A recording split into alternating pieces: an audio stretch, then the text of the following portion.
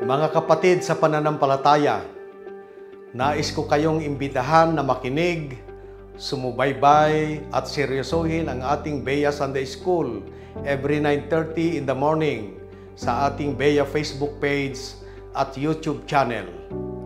Mahalaga na mapakinggan ang mga napapanahong lessons na ihatid sa inyo ni Dean Ramsey Colorado, ang ating Bea Sunday School teacher. Si Dean Ramsey ay isang dating professor at dean ng University of Cordilleras. Siya ay Sunday School teacher ng Baguio City First UMC sa maraming taon na. Gamit natin ang NIV Standard Lesson Commentary na gawa sa Amerika, pero inilalagay sa tamang konteksto ng ating Sunday School teacher. Pinag-aaralan ng mga Kristiyanong theologians at dumaan sa masusing paghahanda. Libre naming ibabahagi sa inyo ang mga lessons. Maaari ninyong i-download at gamitin sa inyong mga lokal na simbahan para pag-aralan at ibahagi rin sa iba. Sama-sama tayong mag-aral ng salita ng Diyos para sa Kanyang kapurihan at ikakalwalhati. Pagpalain po kayong lahat ng ating Panginoong Hesus.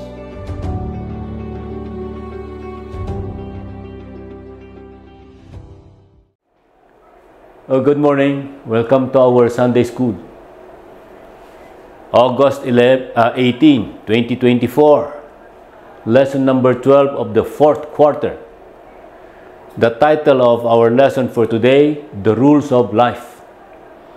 And the background scripture is from the book of Titus.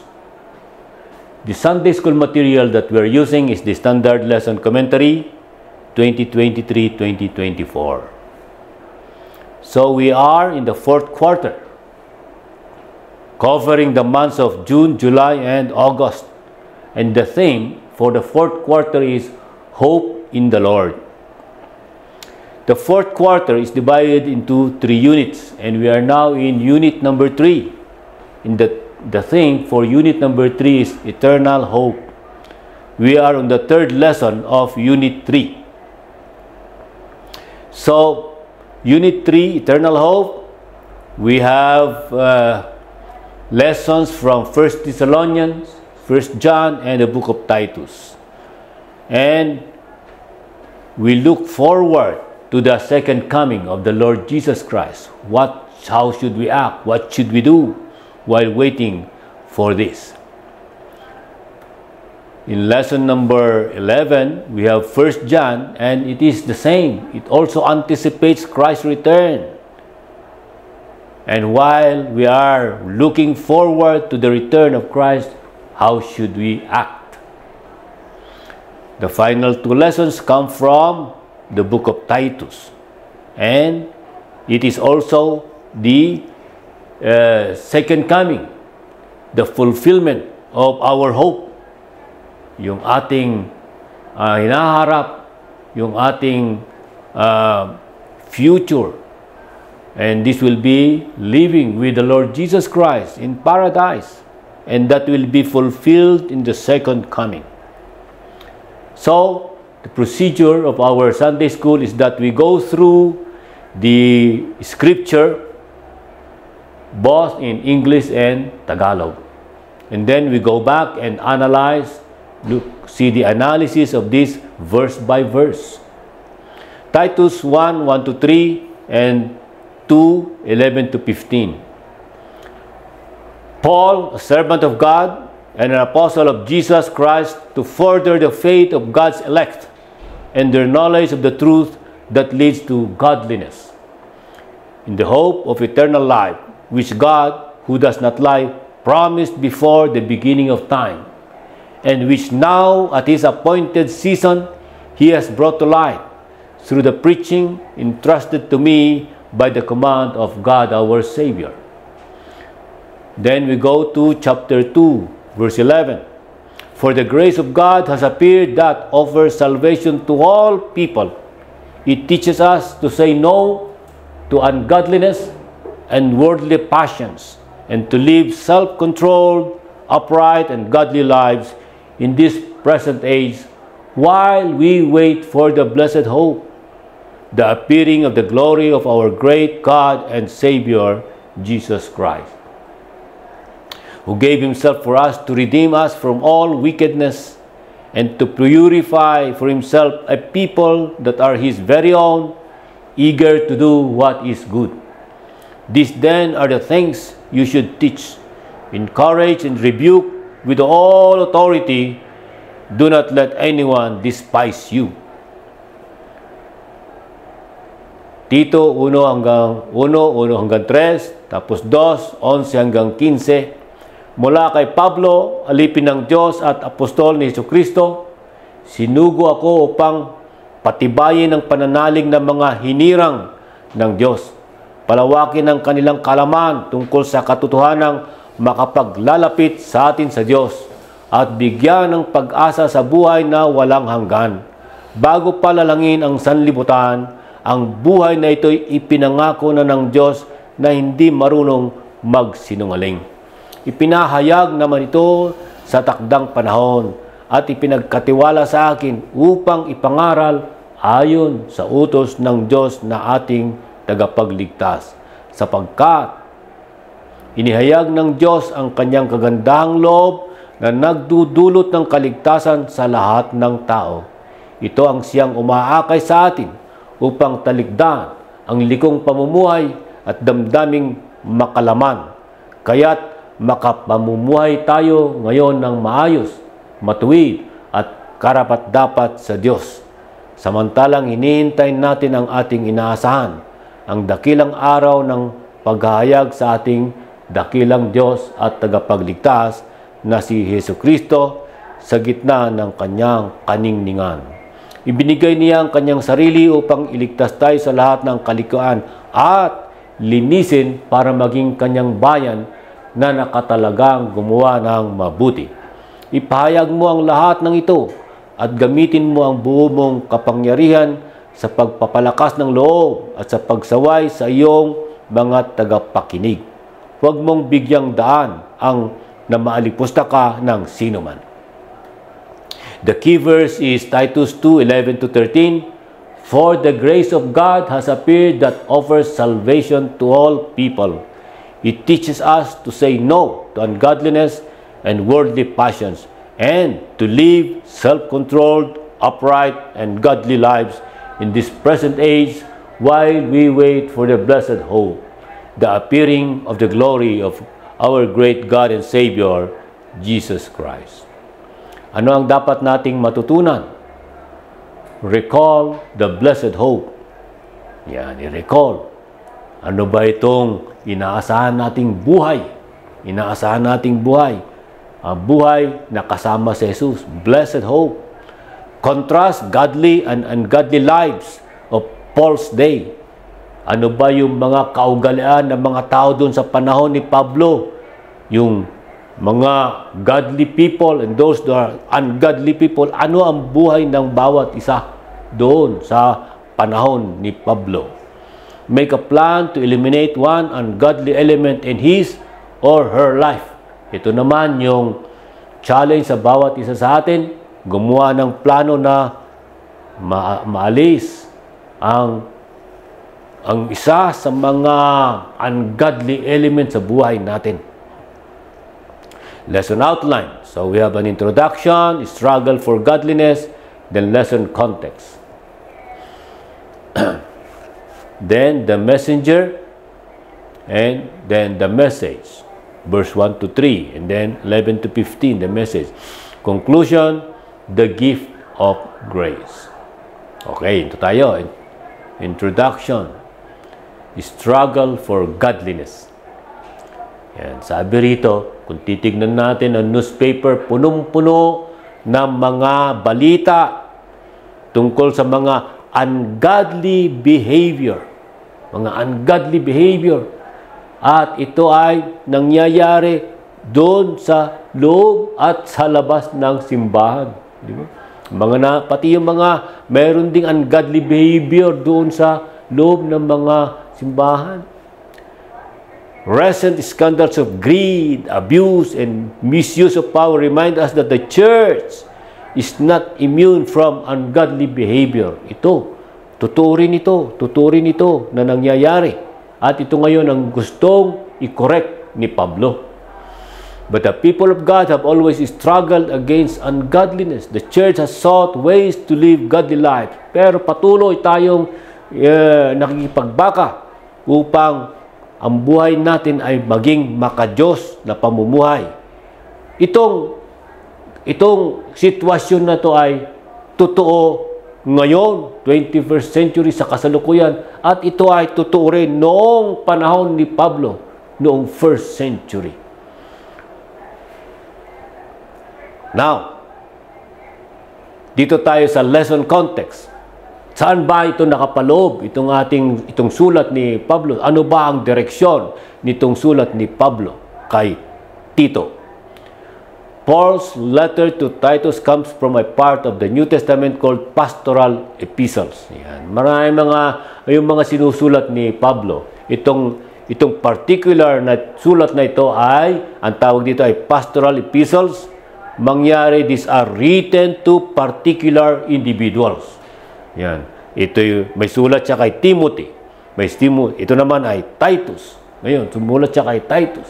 Ang term dito ay pastoral epistles. Yung ibang mga sulat ni Pablo, ang tawag doon ay letters to specific groups of believers. Katulad ng Galatians, epistles to the Galatians, epistles to the Thessalonians. Ang tawag doon ay letters to specific groups of believers. Pero ito nga yung pinag-aaralan natin ay pastoral epistles. The letter to Titus involved events that occurred after the conclusion of the book of Acts. Therefore, latter part na itong pagkakasulat na ito. Itong New Testament book na ito. Sabi niyan, di ba? Bakit? Mangyari, it is after the books of Acts. And it was time when Paul was released from imprisonment in Rome. Pinalaya siya mula sa pagkakabilanggo dun sa Rome. So therefore, the latter part na ng buhay ni Paul ito. At noong napalaya siya ay nagkaroon siya ng panahon na bumisita sa island of Crete. At habang nandoon si Paul sa Crete, siya ay nag-evangelize, siya ay nagsimula ng mga churches doon. But, sabi diyan, the church in Crete, meron na dating church. Because the gospel have reached Crete earlier. At ito ay maaaring dahil sa may mga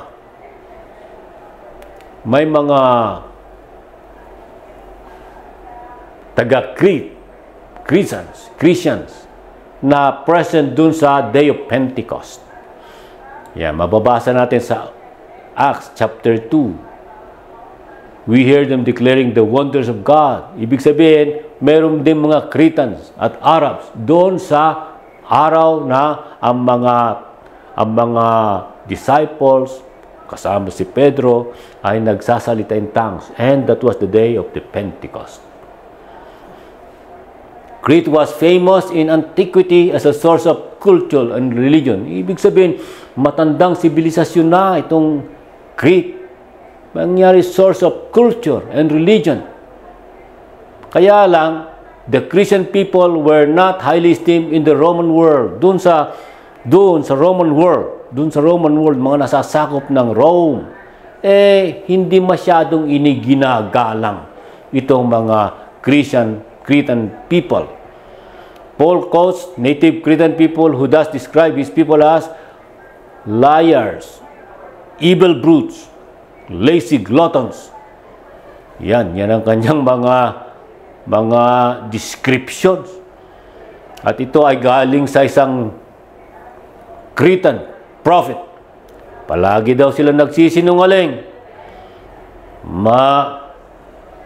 Malalakas ang kanilang pagka maskulado, pero magaspang ang kanilang pag-uugali, magaspang ang kanilang pananalita.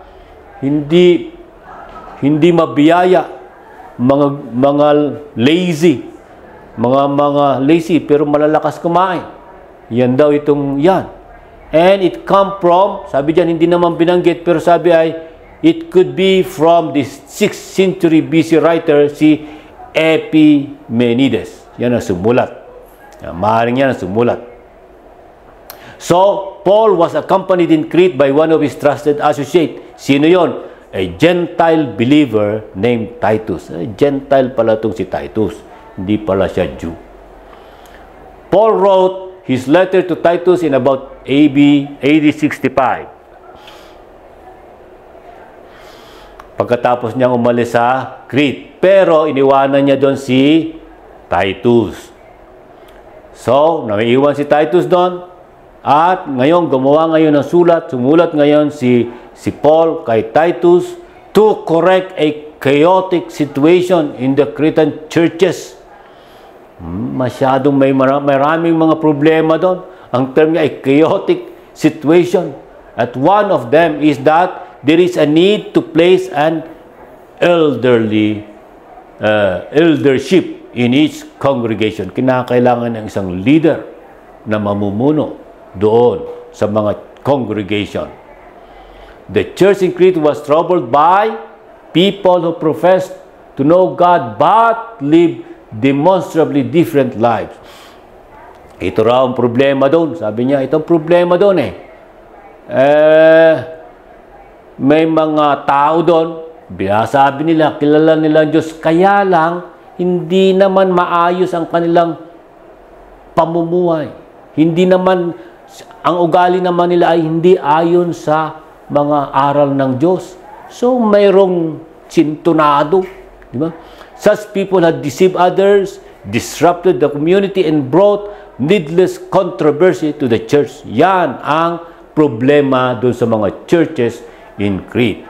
Yung ito, yan. Dahil dito sa mga taong ito, sinasabi nila na kilala nila ang Diyos, pero hindi naman sang-ayon sa kautusan ng Diyos ang kanilang pamumuhay. Today's lesson reveals Paul's solution. Yan. Ito ngayon ang solution ni Paul kung paano i-address itong mga problema sa Church of Crete. Ano yun? Kailangan nila ng sound doctrine. Kinakailangan na tama ang doktrina. Kailangan tama ang doktrina na ipinangangaral. And dapat ay matrain sila. So pagkatapos na may paunawa sa kanila ang tamang doktrina ay dapat ay magpatuloy upang yung doktrina ay maisabuhay. Godliness, maisabuhay nila. This is the nitty-gritty of helping believers mature into godly men and women. Yun ngayon ang kautos niya. Kinakailangan lumago sa pananampalataya itong mga believers na to. They have to grow the church by grounding them in the truth of the gospel and encouraging lives of holiness. Palagi dalawa yan. The truth of the gospel. Dapat tama ang nile-lecture. Tama ang gospel. Tama ang aral ayon sa tamang doktrina. And pagkatapos na malaman ang tama, then it has to go out in their lives. Lives of holiness. So, yan ngayon ang nilalaman nitong epistle of Titus. Ano mo na lang, no? Sige. Patayin mo nga yung aircon. Na ano ako eh. Nilalamig ka? Oo. Patayin mo na muna. Kasi sinisipon ako. Yan. Patapos na ako mag-lecture. Yung biglang sudden ng temperature. Ayun. Kaya ako palagi akong ano. At saka sa bahay, lagi ako may vest. Kinakailangan mainit ako dito. Tanda na. I-edit mo na lang yun. Go lang. Now we go to the lesson proper. The Roman numeral number 1, the messenger. Yan. Sino ito? The messenger. Servant and apostle. Verse 1, Paul, a servant of God and apostle of Jesus Christ. Ganyan, ipinakikilala ni Paul kung sino siya. Ako, si Paul, ang sumulat nitong epistle to Titus. Yan siyang author. At sino ang intended audience? Si Titus. Yan ay nasa verse 4 of chapter 1. In Romans 1, Philippians 1, Paul identified himself as a servant of the Lord Jesus Christ. Yan. But nowhere else in New Testament does he identify himself as a servant of God. Ngayon, itong ina-identify niya sa sarili niya, Paul, a servant of God. Pero doon sa kanyang ibang mga sulat, ina-identify niya ang sarili niya as Paul, a servant of the Lord Jesus Christ. Yan. Kapareho, dito sa James 1:1, doon sa sulat din ni James, ang introduction din ni James ay servant of God. Servant of God. James, yun din ang ginamit ni James. Nung in-introduce niya ang sarili niya, sabi niya, ako ay servant of God. In this, Titus, the only time that Paul uses that he is a servant of God dito. In all others, he uses the term servant of the Lord Jesus Christ. His self-description reflects humility. Yan. Ginamit niya yung term na servant. Therefore, it reflects humility, a required attitude for a leader of Christ's church. Humility did not preclude him from leading the church. Ganun pa man, siya ay mapagpakumbabang loob kapag sinasabi niya na siya ay isang servant of God, pero siya ay matatag, very bold, kapag siya ay naglilid para doon sa mga gawain para kay Jesucristo. Itong si Paul, a former Pharisee and persecutor of Christians, had been chosen to be Christ's messenger. Yan. Dati, kilala natin si Paul, nung siya ay Saul pa lang, siya ay miyembro nitong mga Pharisee, yung isang sekta ng mga Jews. And they are known for being scholarly in interpreting the law of Moses. Yan. Gumagawa sila ng mga batas na aayon sa batas ni Moses. Yun ang sabi nila. At siya ay persecutor. The most prominent story of him as persecutor is, he approved the stoning of Stephen. But he had been chosen to be Christ's messenger. Yun ngayon, sinasabi niya, talagang tinawag ako ng Diyos. At yan ay nasulat doon, Acts 9:15. The Lord said to Ananias, "Go, this man is my chosen instrument to proclaim my name to the Gentiles and their kings and to the people of Israel." Yan ang pinangahawakan ni Paul ng kanyang authority. Where is the authority of Paul to proclaim, and that what he is saying is in accordance to the knowledge and will of God? Ito, dahil ako ay inappoint, binigyan ako ng authority by the Lord, and that is the Lord Jesus Christ. 1b. At ito ngayon, ang kanyang trabaho, to further the faith of God's elect and their knowledge of the truth that leads to godliness. Para tulungan ang mga mananampalataya. Tingnan natin, God's elect. God's elect. Yung discussion itong God's elect. Sabi diyan, it is God's choice of people. Mababasa natin marami yan. From Romans, Ephesians, tingnan natin itong 1 Peter. But you are a chosen people. It is God. It was God who chosen people, a royal priesthood, a holy nation, God's special possession, that you may declare the praises of Him who called you out of darkness into this world. Yan. So, Paul's mission as an apostle was to strengthen the elect's faith so that they may better understand their salvation. Yun ang kanyang purpose. Diba?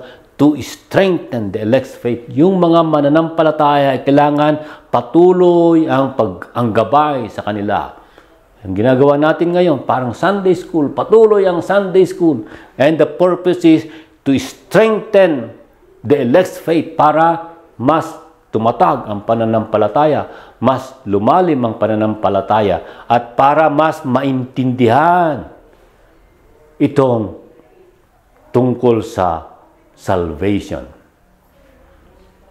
Paul also wrote to mature their knowledge of the truth of their salvation through Christ Jesus, para maging mature Hindi pwedeng puro kindergarten level ang ating knowledge. Kinakailangan ay graduate tayo dyan. Mature their knowledge. When people understand and accept the truth of salvation, they will repent and live new lives rightly ordered by God's truth. Yan. Kapag ka naintindihan, kapag ka tinanggap yung katotohanan ng salvation, then dapat yan ay magpapatuloy and they will live a new life. Anong klaseng buhay yon?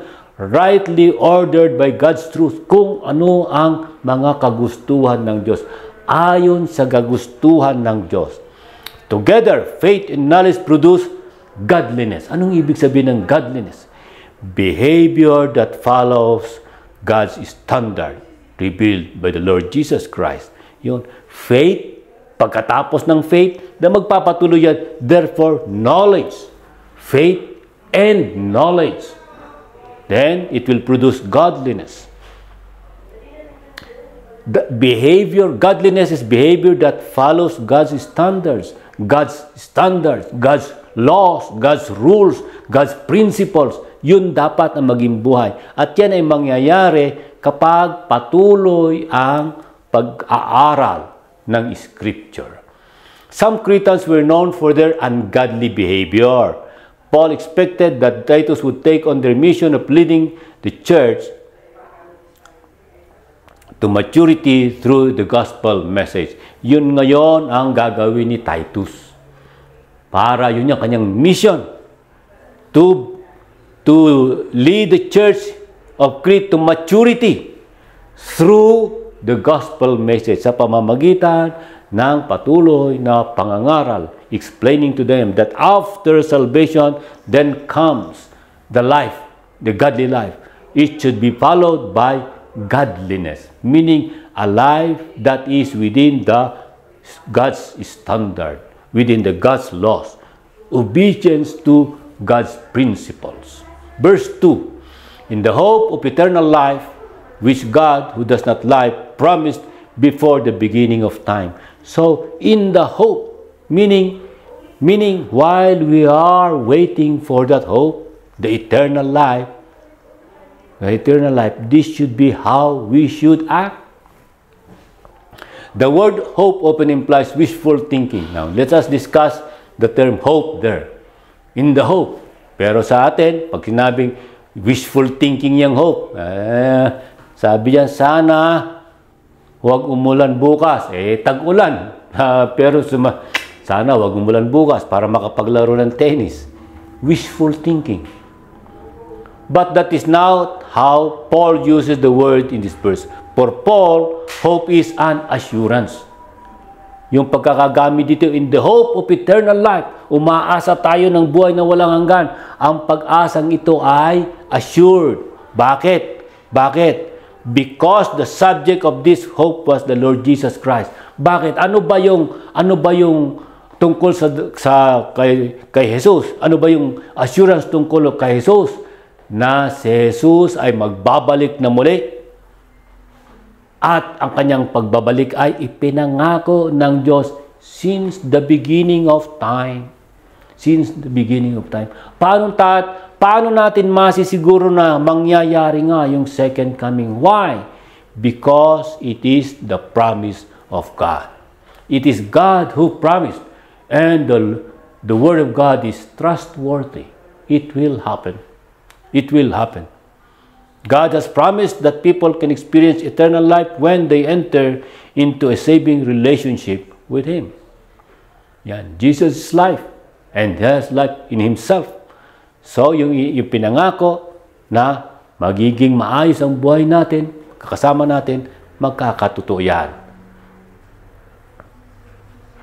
Jesus said to her, I am the resurrection and the life. The one who believes in me will live even though they die.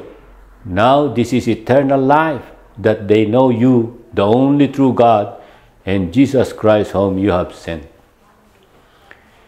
He gives life and desire to be in relationship with His creation. Kaya gusto ng Diyos na maganda ang relasyon natin sa Kanya.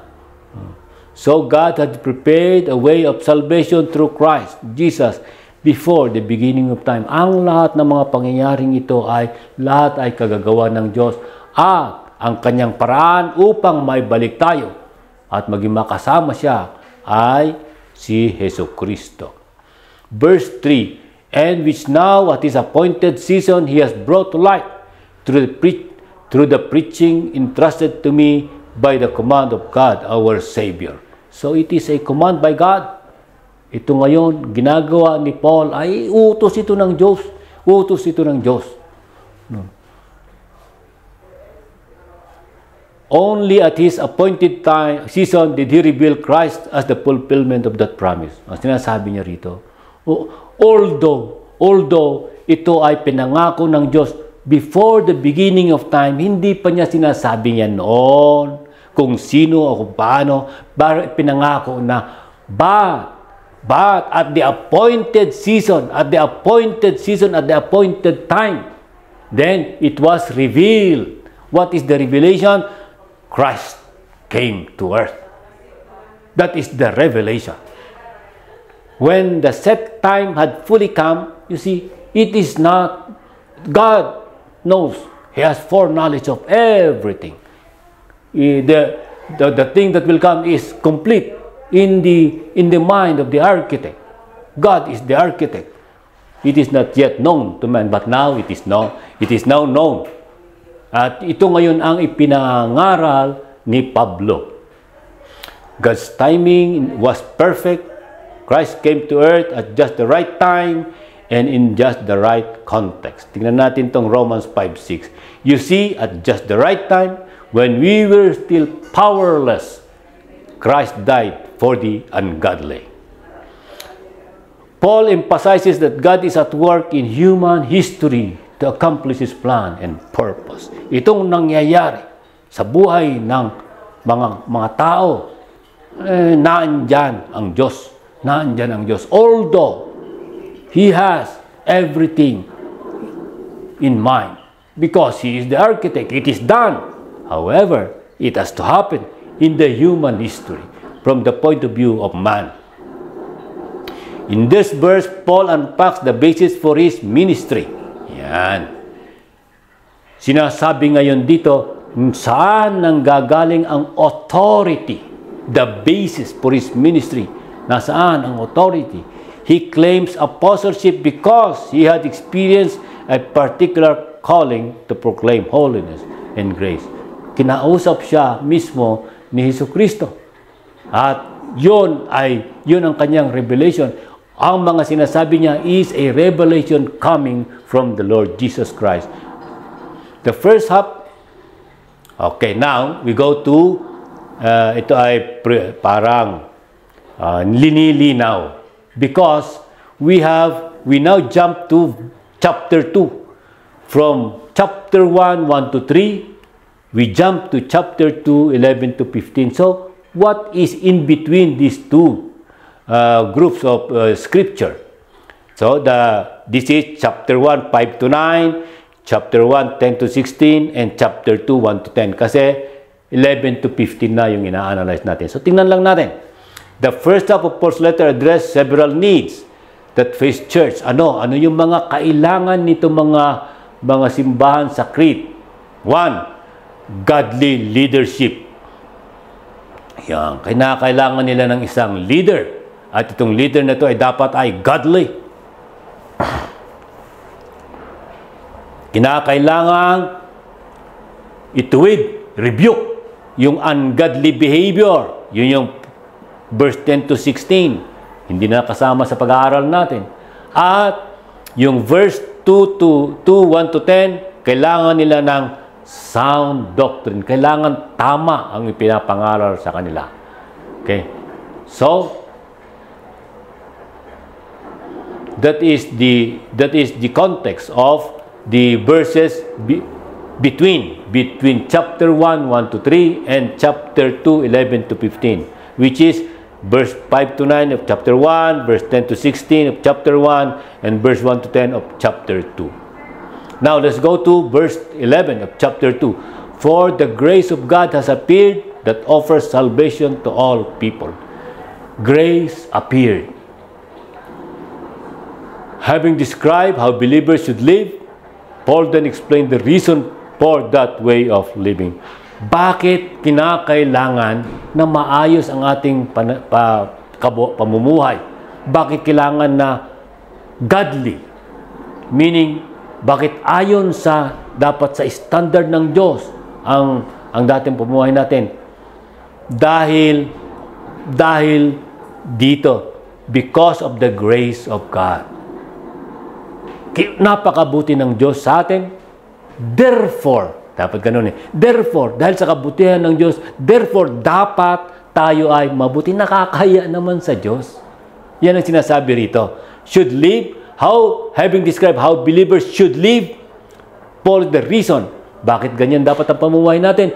Dahil, unang-una, dahil yon ang dapat nakasunod. Pagkatapos ng kabutihan ng Diyos, ano nang gagawin natin?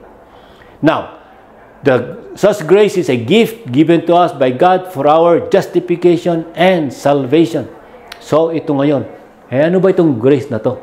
Sabi dyan is, talagang libre yan. Libre yan. It is a gift. Libre. Regalo lang ng Diyos para sa ating justification and salvation. Dahil kinakailangan na ma-justify kung bakit dapat tayong maligtas. Anong justification? Dapat mabayaran yung mga pagkakautang natin. Ano bang utang natin? Kamatayan. Because of our sin. He has saved us and called us to a holy life, not because of anything we have done, but because of His own purpose and grace. We did not do anything. We did not earn this. We could not claim any credit. Everything is freely given to us. Grace is necessary for salvation because without it, we are incapable of attaining salvation by our own merit. We cannot work on this on our own. There has to be a grace. It has something that has come to God. Only. Everything came to God. Grace is not deserved or earned. Instead, it is based exclusively on the love of God. Or because of the love of God. Only because of the love of God. Doon sa Ephesians chapter 8, for it is by grace you have been saved through faith. That is our only contribution. Faith. Everything else is given free. But we have to believe. And this is not from yourself. It is the gift of God, not by works, so that no one can boast. The underlying Greek word for appeared now. For the grace has appeared. Now, tingnan natin ang discussion niya dun sa salitang appeared. Appeared showed up only 4 times in the New Testament, 2 of which are in the letter to Titus. The word carries the connotation of light appearing and shining in darkness. Ito raw yan. May connotation ng light appearing. Liwanag. Shining in darkness. Yan daw yan ang pagkakagamit nito. Itong Greek word na to, itong pagkagagamit nito, ay mayroong kinalaman sa ilaw na dumarating upang magliwanag ang kadiliman. The grace of God revealed in Christ Jesus has appeared to bring salvation to a sin-darkened world. The grace is available to all people. So yung liwanag na nanggagaling kay Jesucristo ay available sa lahat ng tao. For those who do receive, which are naniniwala, tumatanggap, their lives will be the fruit of godliness, will bear the fruit of godliness. Yung mga ayaw, hindi wala. But what is being referred to as fruit of godliness? People who do what is pleasing to the Lord. We find things that will please the Lord. Bakit? Kinuha ka na niya ng miyembro ng pamilya niya. We are children of God. Tapos, nandun ka na sa kanyang bahay, nasa kingdom kanya, ay dapat maayos na ang pag-uugali mo. It teaches us to say no to ungodliness and worldly passions. Dahil dito, because of the grace, kinakailangan umayon na tayo. Umayon na tayo sa mga kagustuhan. Not only has the grace appeared for our salvation, but it has become our instructor. It teaches us the habits of righteousness and godly living. Yun ang kadugtong. Yung after salvation, then therefore, ano ang kadugtong nun? Ano ang kadugtong nun? Dahil doon sa salvation, ang kadugtong ay mabuhay tayo, maging habit natin. Kasama na sa pamumuhay natin, ang hanapin natin ang righteousness and godly living. Ano ba ang magiging masaya ang Diyos? Ano ba ang dapat anong klaseng pag-iisip? Anong klaseng pananalita? Anong klaseng dapat ang damdamin? Anong klaseng pamumuhay na ayon sa Diyos? Na hindi masasaktan ang Diyos, na dapat ay magiging masaya ang Diyos. The Cretans were not the only ungodly people outside of Christ. Everyone stands condemned. Kung wala si Kristo, everyone is condemned. Yan ang sinabi doon sa Romans 3:23. For all have sinned and fall short of the glory of God. When we accept the gift of grace, God gives us His Spirit to teach us. The Spirit bears the fruits of righteousness through us. Paano natin kaya masisiguro na magiging maayos at gagawin natin, makakayanan na labanan ang mundong ito at magiging godly ang ating pamumuhay? Paano? Ang assurance ay kapag tayo ay tumanggap, then God gives His Spirit to each and every one of us. Ano ang trabaho ng Spirit? Holy Spirit, it teaches us. It teaches us. Ungodliness is a generic word for any evil behavior blatantly against God's righteous nature. Yan ang ungodly. Ungodliness. It is blatantly against God's righteous nature. Ano naman yung worldly? Kasi yan, worldly passions. These are selfish desires of the flesh. Because God has called believers to a life of righteousness, we should deny any such behavior that opposes God or is inconsistent with His character. Dapat ganon ang attitude natin. We should deny any such behavior that opposes God or inconsistent with His character. Verse 12b, and to live self-controlled, upright, and godly lives in this present age. Self-controlled living suggests prudence regarding our passions and desires. Self-control, dapat tayo ay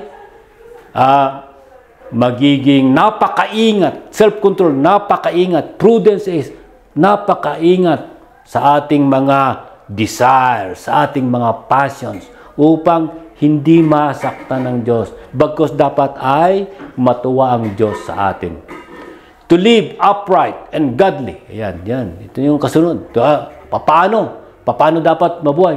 Live upright and godly summarizes required attitudes and behaviors that conform to God's standard. Yan. Upright and godly. Ano ito mga to? Ito yung mga attitudes and behavior. Anong klase?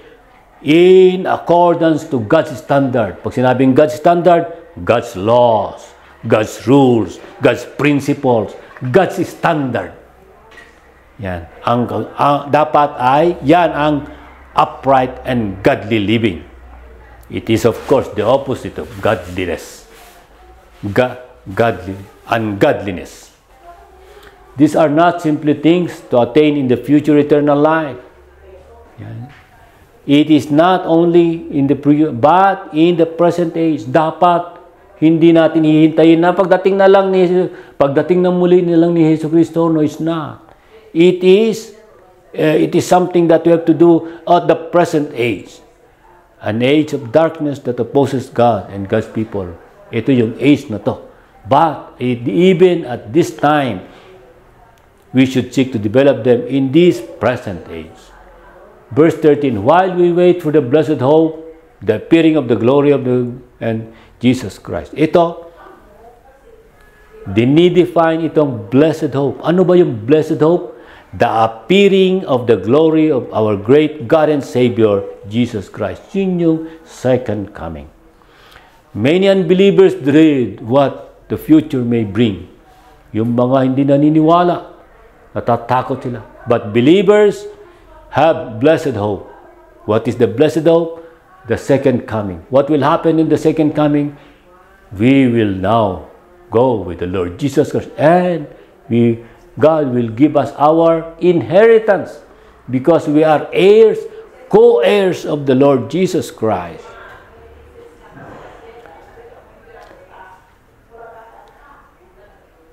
But it has now been revealed through the appearing of our Christ Jesus, who has destroyed death and has brought life and immortality to yun ang mangyayari. He will brought life and immortality.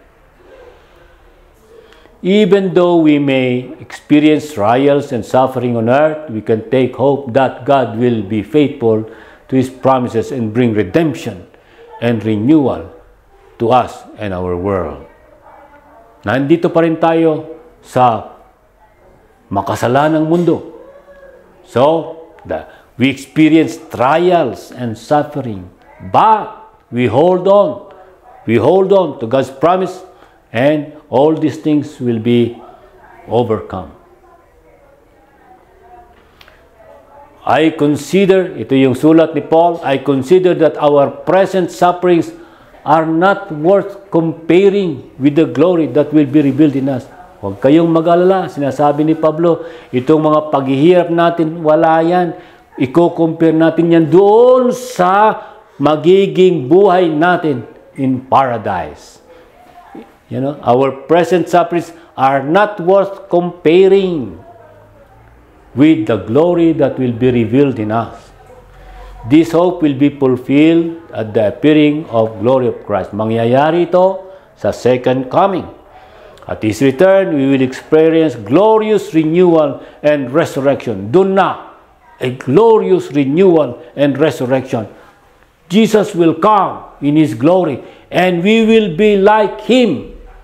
We will have a glorious body also, just like the Lord Jesus Christ.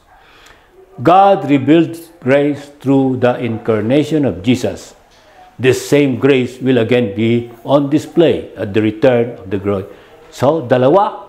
Unang-una, the first revelation is the incarnation of Jesus, yung pagiging tao ng Diyos through the Lord Jesus Christ. And the same grace will come dun sa second coming.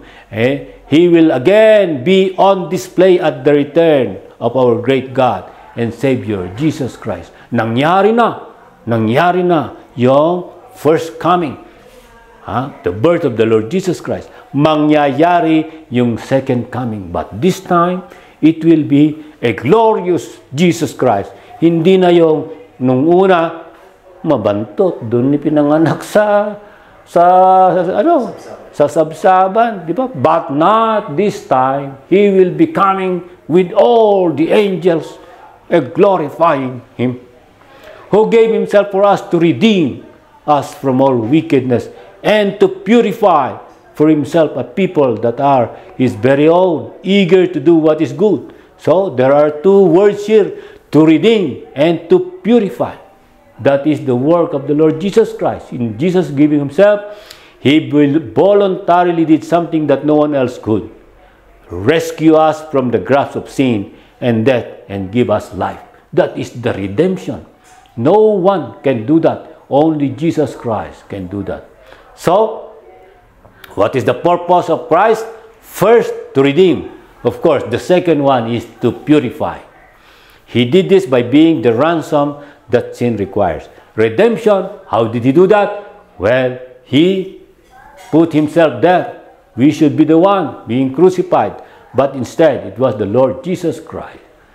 This freed us from the bondage of our wickedness and ungodliness.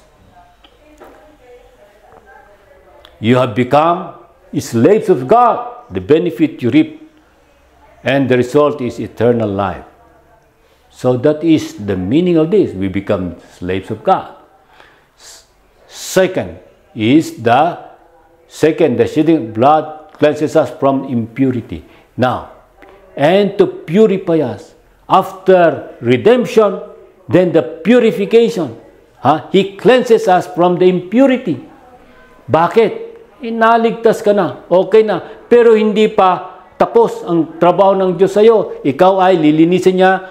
Purification from sin leads to sanctification para magkaroon tayo ng holiness and godly behavior.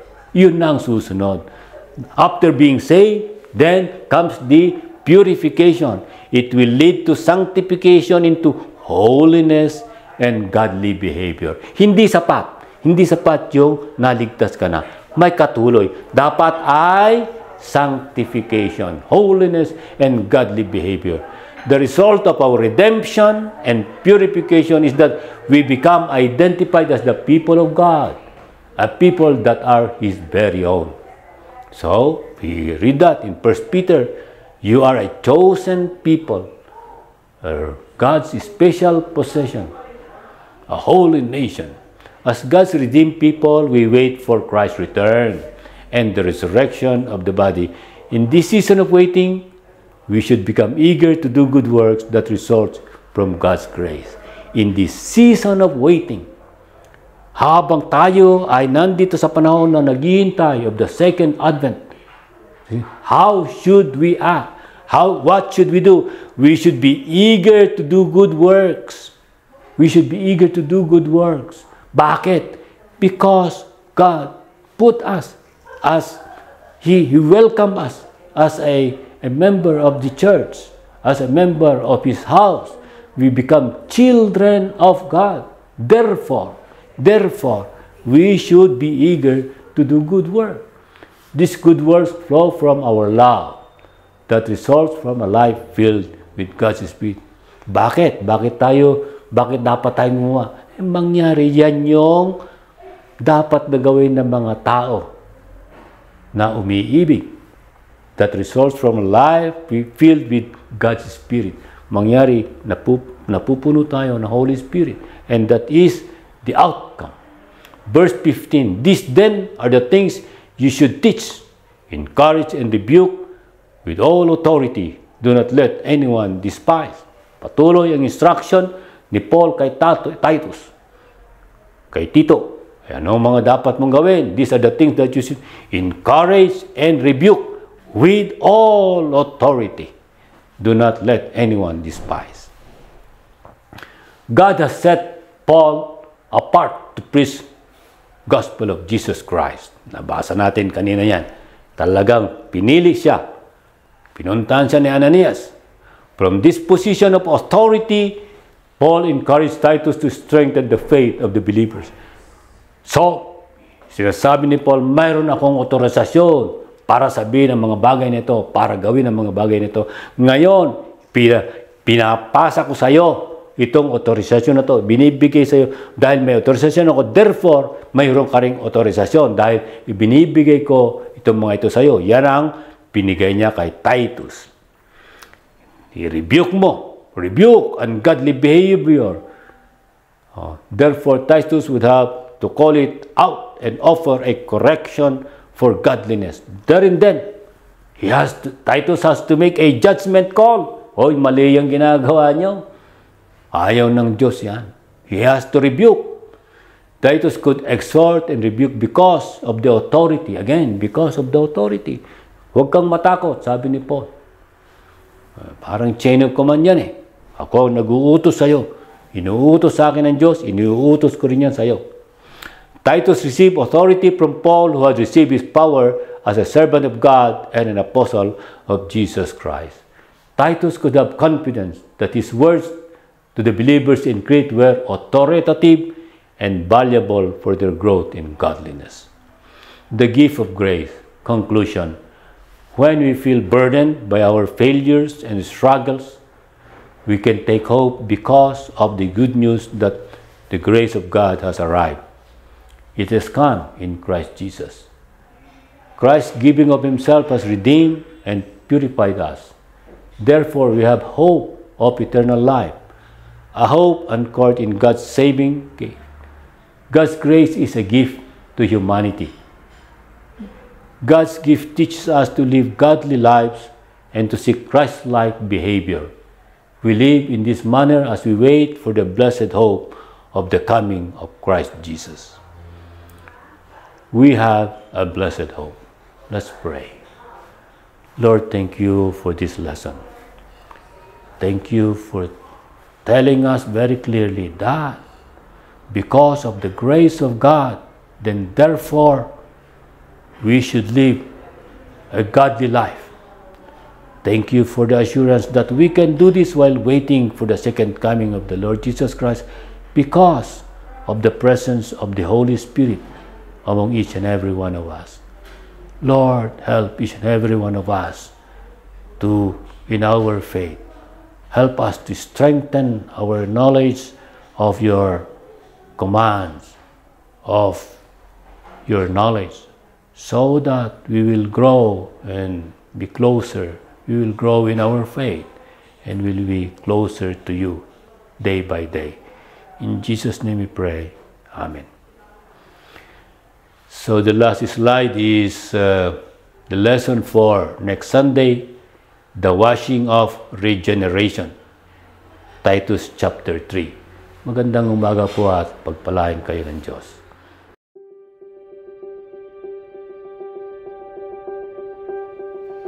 Kakabsat ko iti pamati, si ayat ken siraragsakak amangawis kada kayo, iti agtultuloy ken panagpapabileg pay, nga agdingeg wenno agbuya, sumubaybay ken panang seryoso iti Beya Sunday School, kada alas 9:30 iti bigat babaen, iti Beya Facebook page ken YouTube channel. Nasaya at unay ang manggigan tayo dagiti nababaknang asursuro, asiaanos ken si ayat nga inyeg kada tayo ni Dean Ramsey, Colorado. Iso amang idadaulo kada tayo iti eskwela dominical wenno Sunday School. Aramaten tayo ti NIV Standard Lesson Commentary nga naaramid pay ija Amerika, babaen kadagiti eksperto maipapan iti Christian theology. Napintas ti panakaipataros ken panakaibatog na iti konteksto, doktrina ken sursuro tayo ditoy Pilipinas. Mabalinyo nga i-download dagiti materyales tayo. Libre daytoy a maibingay kada kayo ket nasaya at unay nga maaramat kadagiti iglesia lokal. Sang sa kamaysa tayo nga rod nga agiinadal ken dumakdakkel pay kas adipen ken disipulo iti Dios. Bendisyonan na tayo ni Apo, iso a paggapuan tinabuslo na grasya, sirib ken biag.